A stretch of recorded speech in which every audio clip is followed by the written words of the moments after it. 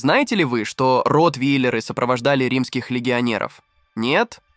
А как насчет собаки, которая участвовала в гладиаторских боях? Не слышали про такую?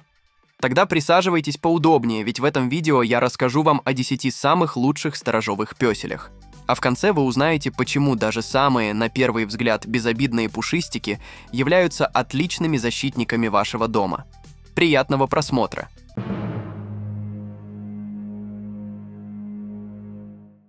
А начать мне хотелось бы с самой безобидной, на первый взгляд, собаки из этого топа. Венгерская овчарка, или командор, может покорить каждого своей впечатляющей внешностью. Шерсть этих пушистиков напоминает дреды, весьма модную среди реперов прическу. Но что же делает этих замечательных булочек такими хорошими защитниками? Правильная история. По словам известного чешского писателя Яна Амоса Каменского, командоры – цари среди пастухов. Действительно, командоры были непревзойденными пастухами овец. Хотя точных сведений о происхождении этой породы нет, считается, что предки командоров жили вместе с племенами мадьяр вблизи Черного моря, где и занимались своей пастушьей деятельностью. Благодаря шнуровидной белой шерсти они могли сливаться со стадом и ожидать момента для атаки на невнимательного волка. Лично я не верю, что такая сладкая булочка может на равных сражаться с волками, а вы как считаете? Но, к сожалению, во времена Второй мировой командоров перестали использовать по назначению. Пушистиков стали размещать на охраняемых военных объектах, и их численность начала значительно сокращаться. Порода до сих пор является очень редкой. В мире насчитывается менее 10 тысяч командоров, и большинство людей никогда не видели этих собак вживую. А теперь я вам расскажу про, наверное, самую известную сторожовую собаку. Немецкая овчарка – одна из наиболее распространенных пород в мире.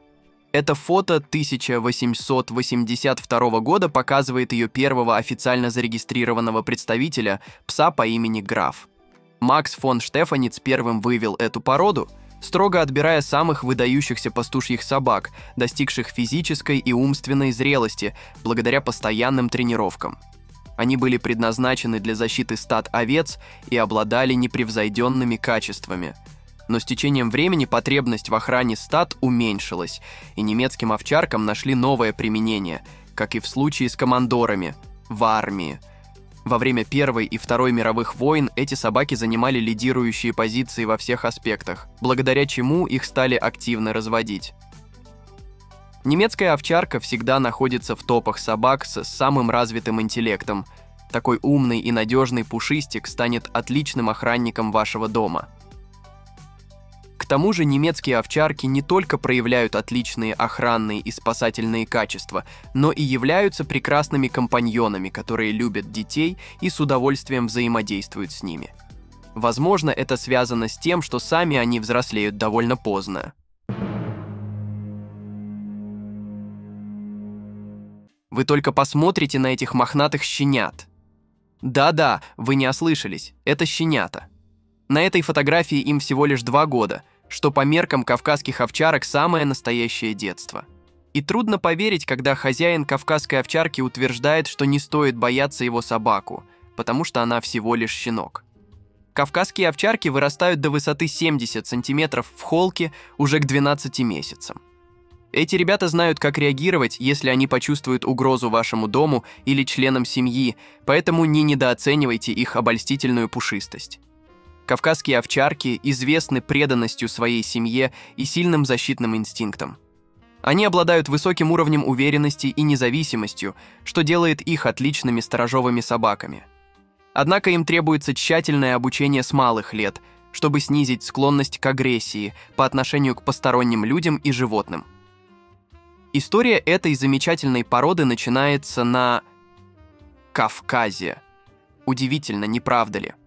По одной из теорий, кавказские овчарки произошли от волков и тибетских догов. Пастухи в предгорьях Кавказа и в Урарту-Араратском царстве полагались на их навыки задолго до нашей эры. Это одна из древнейших пород, которая использовалась для пастбищных работ. Кавказские овчарки по своей сути являются сторожами и охранниками, благодаря чему они находятся начеку даже во время сна и обладают выдающейся реакцией. Они просыпаются от любого шороха и особенно быстро реагируют на призыв своего хозяина. Такие лохматые помощники станут отличной защитой для вашего дома.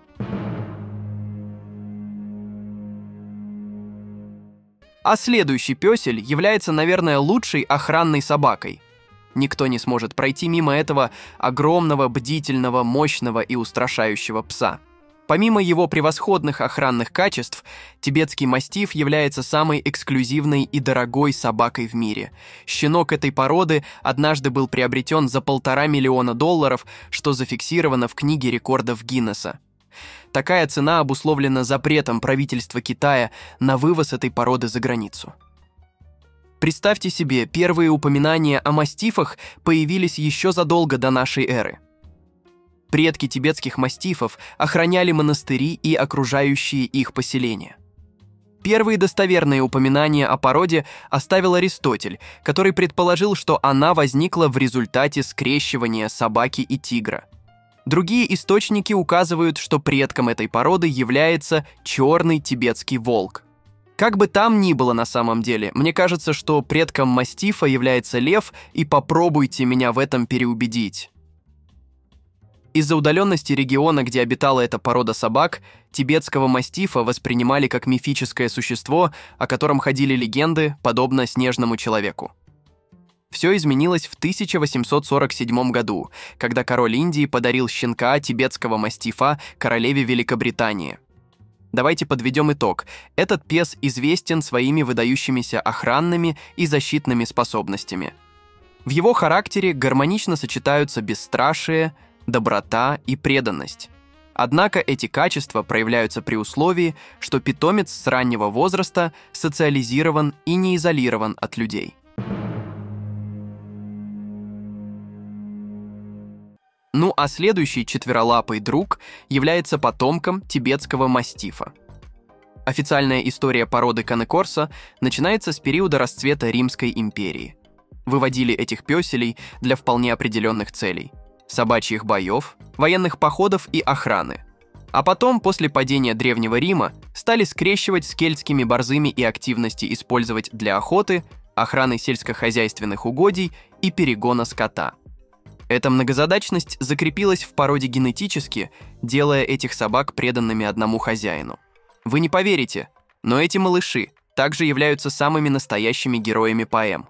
Многие писатели XVI века восхищались тибетскими мастифами и упоминали их в своих произведениях. А вам не встречались эти пушистики на страницах книг? Удивительный факт. Хотя история этой породы начинается очень давно, еще в Древнем Риме, Канекорсо является к тому же самой молодой породой. Ведь официально она была признана только в 1996 году, а до этого времени порода только формировалась и отмечалось множество разнотипных представителей этих красавцев. А вот и еще один интересный факт. Собачьи питомники обязаны своим появлением именно этой породе. Вторая мировая война серьезно сократила численность Канекорсо, уничтожив половину их ценного генофонда. И тогда один неравнодушный итальянец решил взять ситуацию в свои руки. С Пиренейского полуострова были собраны все оставшиеся представители породы. Так и возник первый в мире собачий питомник. В общем, Канекорсо очень покладистые и преданные хозяину собаки. Поэтому они очень легко поддаются дрессировке, а значит, станут отличным выбором для начинающего собаковода. Самое время поговорить про милашек Акита. Эта замечательная порода появилась в Японии. Почему я сказал «появилась»? Да все дело в том, что при выведении этой породы человек не принимал никакого участия. Она просто появилась сама. Акита обладала особой преданностью к хозяину и настороженностью к незнакомцам, поэтому ее стали использовать для охраны местной знати. Удивительно, что собака никогда не набросится на условного вора первым, она просто преградит ему дорогу, пока не придет хозяин. За эти качества в Японии ее называют нежной сердцем и крепкой силой. А теперь немного о грустном. В годы Второй мировой популяция была на грани исчезновения. И дело не в том, что собаку использовали для охраны военных объектов, как в других историях, которые я рассказывал вам ранее. По всей стране акита начали убивать вандалы с целью пропитания и создания одежды из шкурок. Собачки, очевидно, пытались защищаться, поэтому началась волна бешенства, и тогда их стали истреблять еще активнее. Неравнодушные граждане Японии начали прятать этих замечательных созданий и тайно разводить. И хотя сейчас популяция акиту в норме, но война все равно оставила свой след после атомной бомбы. Бомбардировки Хиросимы и Нагасаки. Средняя продолжительность жизни акита сократилась с 15 до 10-12 лет. Вот так на собак повлияла радиация. В наше время акита используют не только как отличную сторожевую собаку, но и для помощи смертельно больным людям в хосписах, чтобы улучшить их эмоциональное состояние. Лично мое эмоциональное состояние улучшается даже когда я просто смотрю на фотки этих пушистиков. А сейчас я расскажу вам про любимую собачку полицейских и военных кинологов. Бельгийская малинуа обладает невероятными способностями к поиску и спасению людей. Высокоэнергичная, атлетичная, а также легко обучаемая. Все эти качества делают ее лучшей в этих областях. Из-за своих особенностей малинуа часто называют Эйнштейнами в мире собак. А теперь, с вашего позволения, небольшая историческая справочка. Удивительно, но такая замечательная собака появилась случайно. В конце XIX века один бельгийский ветеринар решил вывести национальную породу. Для этого он использовал местных пастушьих собак со стоячими ушами. Так и появилась малинуа – лучшая служебная порода. Но не думайте, что просто заведя этого пёселя, вы получите лучшую в мире собачку. Работать с ней очень непросто. Если вы не справитесь с ее воспитанием, она будет максимально игнорировать ваши команды и кидаться на всех подряд. Если чувствуете, что не справляетесь, обращайтесь к кинологу, он точно поможет вам с воспитанием. Кстати, здесь могла бы быть ваша реклама. Ну да ладно. Поэтому важно помнить, что малинуа – рабочая порода с врожденным сторожевым инстинктом, потребности которой может удовлетворить только опытный собаковод. Но если справиться с воспитанием, то малинуа станет для вас замечательным другом и отличным компаньоном. Ну и куда же без этого красавца? Ротвейлер имеет репутацию самой агрессивной породы. Но это только на первый взгляд. Ротвейлеры могут быть как любвеобильными булочками, так и серьезными защитниками. Как собаку назовешь, так она и побежит. Все дело, конечно же, в воспитании.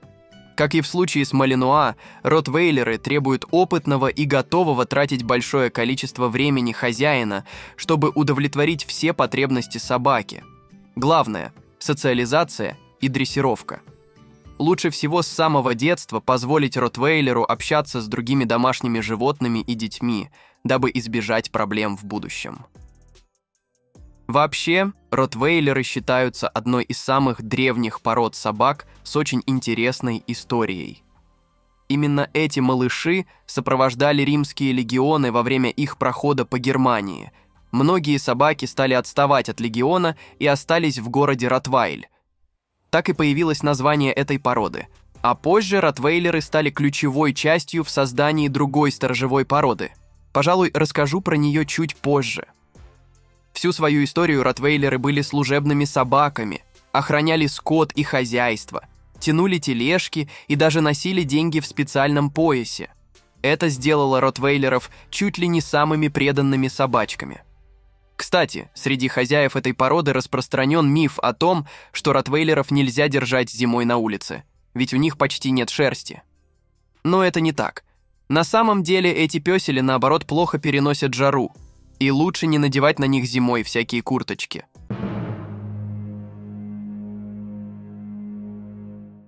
Самое время рассказать про еще одну, по мнению многих, очень агрессивную собаку. Именно ротвейлеры стали ключевой частью в создании этой породы. И я сейчас говорю о доберманах. Названы они в честь немца Луи Добермана, который работал коллектором и очень нуждался в сторожевой собаке. Помимо своей основной работы, Луи владел приютом, где и занимался выведением новой породы. Поставленную перед собой цель Луи выполнил. Доберман получился мощным сторожевым псом, который при этом отлично ладит с людьми и всегда поможет, если почует опасность. Помимо своих сторожевых качеств, доберманы – отличные психологические помощники. Их часто используют в терапевтических целях, так как они способны распознавать и реагировать на эмоциональные сигналы человека. Доберманы помогают улучшить эмоциональный фон, проявляя свою заботу и поддержку. Казалось бы, на этом точно все, вроде идеальная порода. Но есть еще кое-что. В 1925 году доберман по кличке Зауэр попал в Книгу рекордов Гиннесса. Пес смог выследить преступника по запаху на расстоянии более 150 километров. Нет, ну вы просто представьте, я даже пробежать столько не могу, а он учуял воришку. Удивительная порода.